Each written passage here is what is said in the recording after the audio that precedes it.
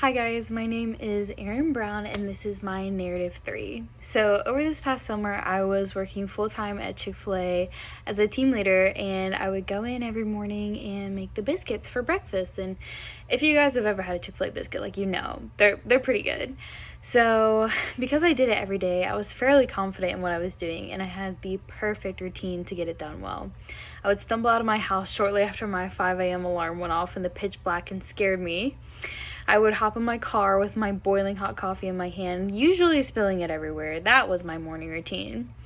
Once I got to work, I would give a nod to my coworkers and signal to them that I was indeed alive and here. I wouldn't say a word though. I didn't have the brain cells to formulate a thought at this time in the morning.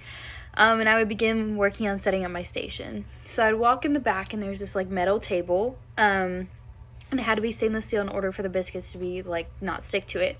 So I would go to my table and get my flour out, and I would sprinkle the flour on the table, and I would get this big mixing bowl. It was ginormous. I would get this mixing bowl.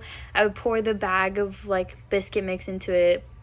Don't tell anyone, but Chick-fil-A doesn't make their biscuits from scratch. It's from a bag.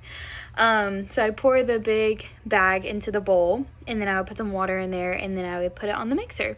So this is my routine. So I take it off of the mixer, I would bring it back to the table, and I would lay out my dough and start kneading it and everything, and then I would roll it out. And then I used a cutter to make the weird shape that the Chick-fil-A biscuits are.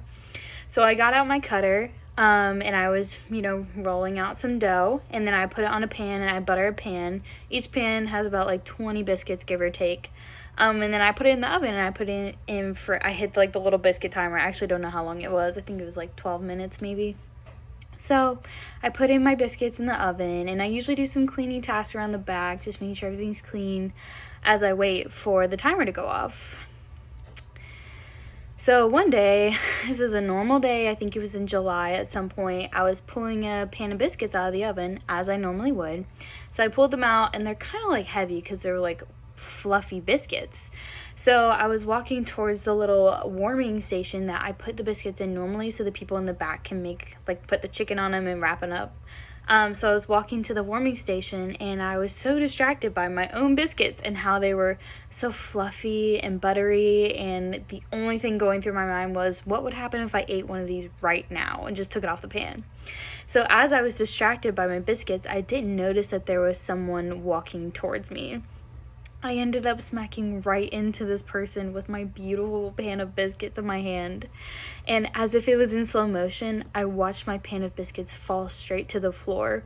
All of my hard work, my pride and joy was wasted. I had never really felt true grief, I think, until this moment. That day, as I swept up my beautiful, fluffy, and buttery biscuits off the floor, I learned to never be too confident in what I was doing. Otherwise, my work would be wasted.